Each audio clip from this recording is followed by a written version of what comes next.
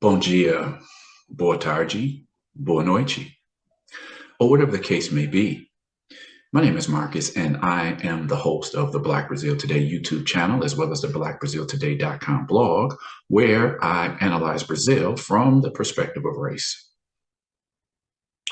So tonight, the topic that I want to continue talking about is this ongoing discussion about this group of African American males that travel around the world: Brazil, the Philippines, Dominican Republic, Colombia.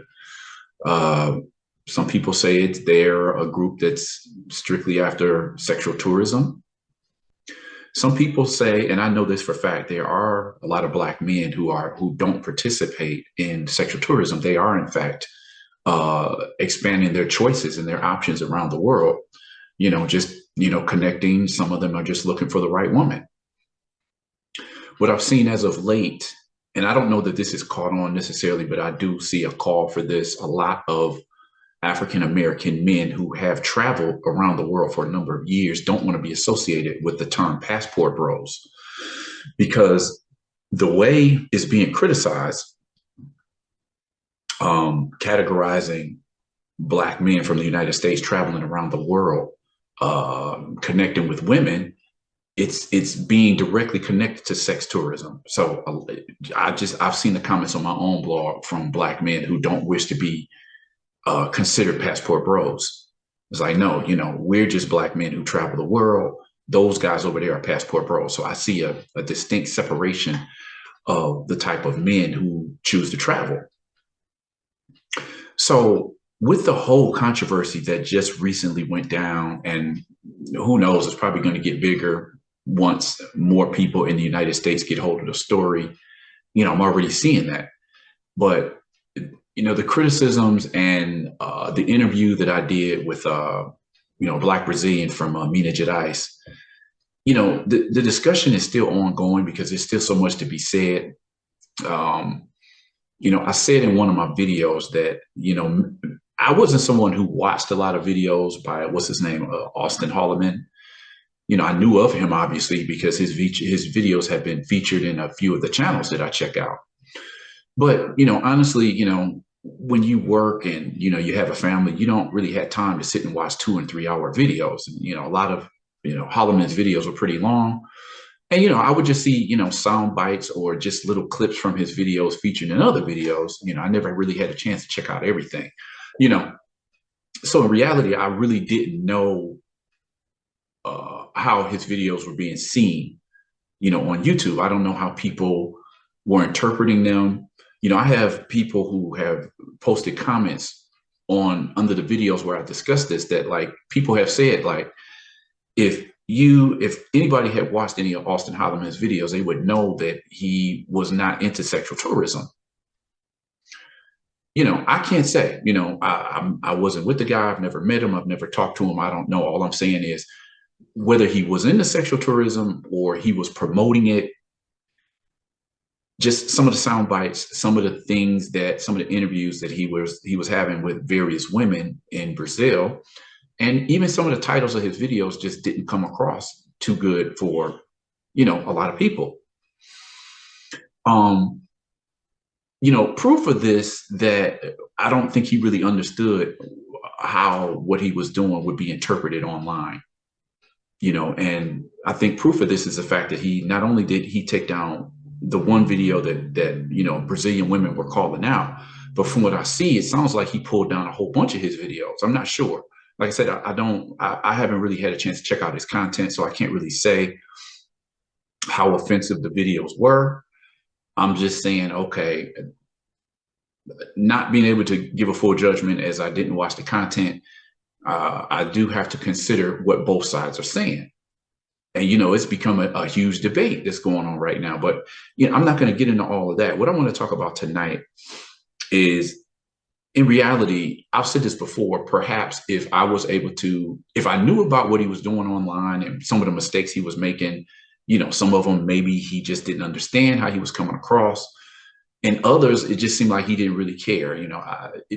In some ways, some of the things that I saw him saying online, just in a couple of videos that I saw, there was a documentary some years ago called Frustrated. And the guy had made a video, and it was frustrated being what a lot of African American men were saying about their relationships with African American women in the United States. They said they were frustrated.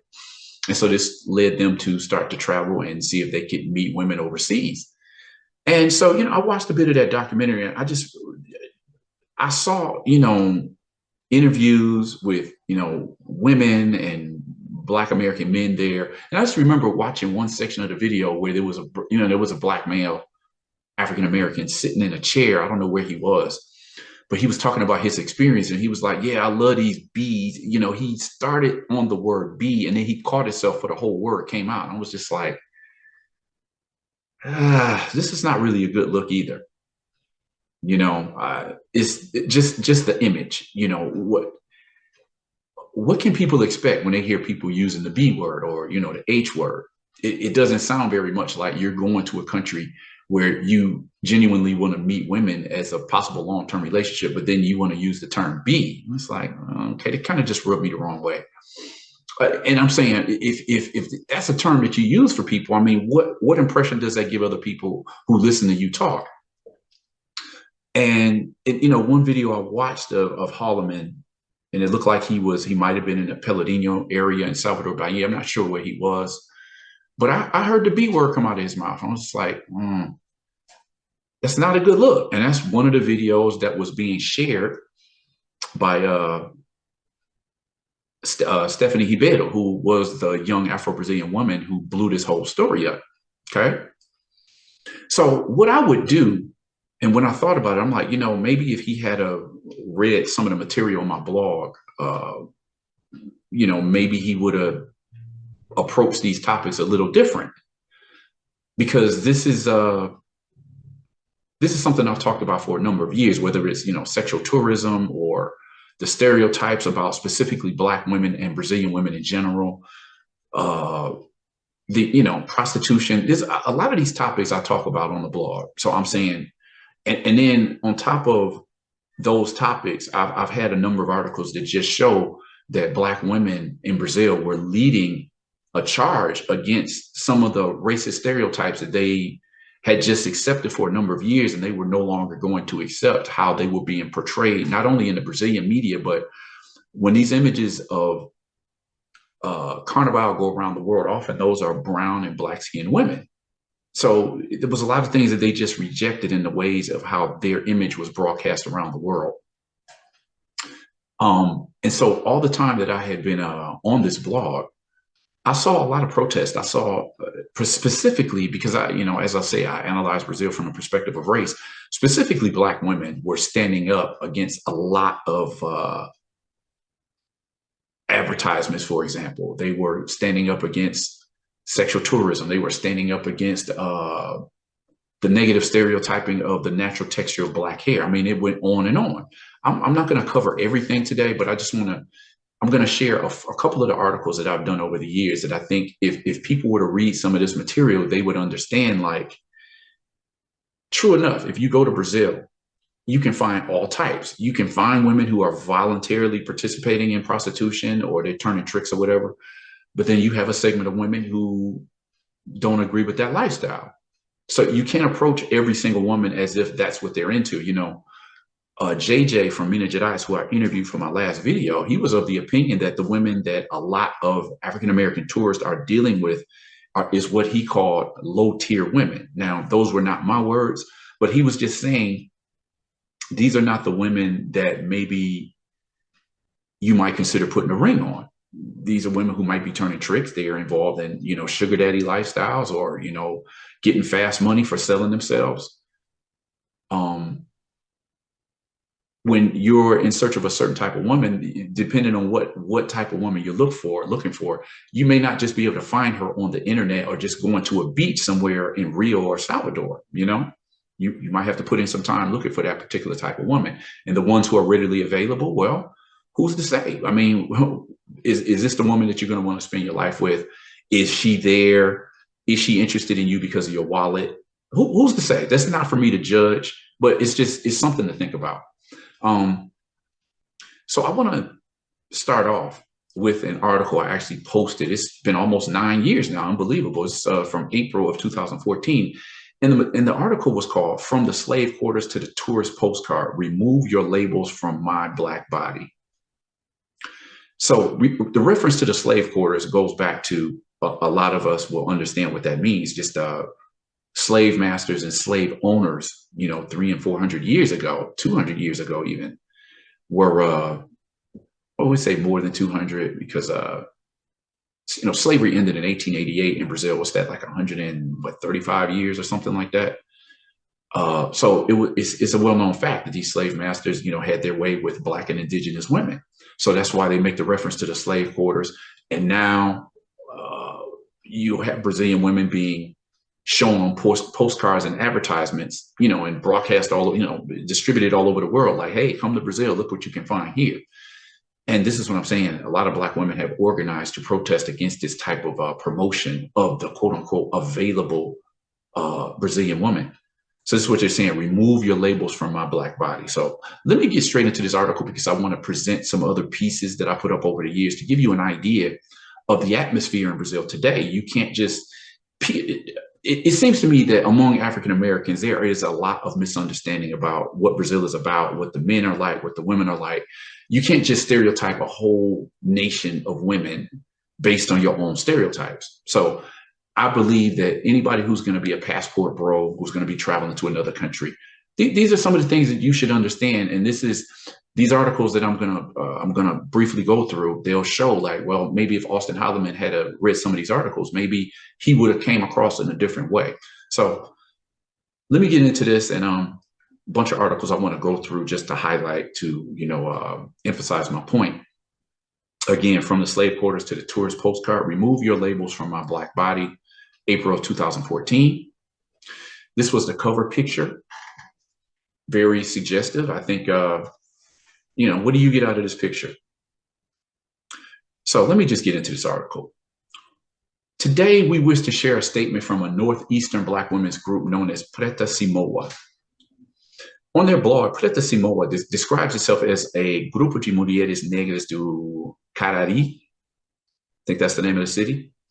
Somos mulheres negras empoderadas, atuantes e ativistas no região do Cariri, interior do Ceará, meaning a group of Black women from Cariri. We are powerful, active, and activist Black women from the region of Cariri on the interior of Ceará. Ceará is a popular tourist destination located in Brazil's northeast. Although their message was created specifically for the Carnival season that has since already passed, it remains relevant for several reasons. One, regardless of the time of year, the image of Brazil outside of the country is often associated with Carnival. Two, the international spotlight will be upon Brazil for the World Cup in little more than 2 months and will continue in at least to the 2016 Olympics that were also in Brazil when it was scheduled to begin. So again, this article is from 2014. So Brazil hosted the World Cup in 2014, and then Rio hosted the Olympics in 2016. So this is some years ago, but this is the article that I posted almost 9 years ago in reference to those, at the time, upcoming events. Brazil attracts a large number of foreigners who come to the country in search of sexual tourism. The image associated with Afro-Brazilian women continues to be of the domestic and of sexual services, right? There's a famous saying that says, white woman for marriage, mulatta for fornication, and Black woman for work. So for decades, one could argue centuries, the image of Black women has been associated with domestic work or sexual availability. So this is something that Afro-Brazilian women have been fighting for a number of years. Black women of Brazil, again, Black Brazil today was once called Black women of Brazil. So it wishes to give a special note of recognition to these women who are putting forth the effort, courage, and attitude of making such statements in a state where the development of Black identity is such a challenge. And this is to say, it's not just Ceará, but in a lot of states around Brazil and the country as a whole, it's difficult for people of African ancestry to adapt a Black identity in a country that wishes so much not to be Black. People grow up saying, don't call yourself Black. You're a morena, you're a mulatta, you're a mestiza, you're a parda, anything but Black. Preta Simoa joins the ranks of many Black Brazilian women who reject not only hypersexualization of the image of their bodies, but also the sexualized usage of the term mulata that is automatically attached to any attractive woman of visible African ancestry or a carnival dancer. As a side note, the above photo and message can also be taken as directly influenced by and directed at a controversial photo divulged in social networks by the actress Sharon Menezes. I'm going to get into that later on, but like I said, I'm going to come back to that so you understand the context of that last sentence. But let me continue with this article by the group Preta Simoa, again, from the slave quarters to the postcard, my flesh is not of your carnival. Currently, a specific fact has caused great controversy regarding the contribution of the Brazilian media for the maintenance and enhancement of the erotization of Black women, which was the contest for the election of Globaliza, which starts the hunt for mulatas to represent the commercial of one of the biggest parties of the country, Carnival. This is the only time where the beauty of Black and of the Black woman reduced to her lower back regions earns time on television to announce the good bundudu, a big booty maybe, and cheap product offered for the entertainment of foreign revelers who drive the tourism economy of the country. In the rest of the year, we know the space that the Brazilian television reserves for us, the kitchen or imprisonment. So a lot going on there. First, they're referring to what I just said I would get back to, this yearly, every time Carnival comes around in Brazil, Brazilians on the global television network, the top network in the country, you get this dancing Black woman that they define as a mulata, and she's almost completely naked except for some, body paint.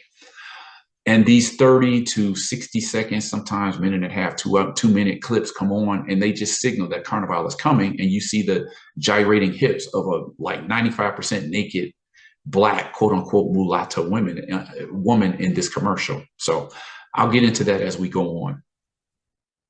We, Black women, struggle with books, tooth and nail, trying to write our history beyond the sexual relationship with the master, seeking to overcome the title of vagia, meaning slut, that they tattooed on the skin and that represents us as a legitimizing object of attenuated slavery.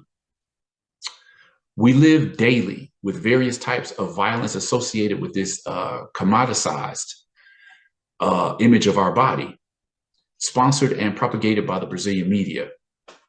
This violence is of a moral order as it slanders us and hurts our honor and reputation. It's physical in jeopardizing the integrity of our body as we are seen as quote unquote available, and also psychological as it implies directly the perception that we have of ourselves and interfere within our affectionate and sexual behavior that sustains this cruel, hypersexualized identity in which we are seen and often ends up implicated in the reflection that we see in the mirror. Remove your labels from my Black body. So then you see all of these women in this picture and they're all holding signs.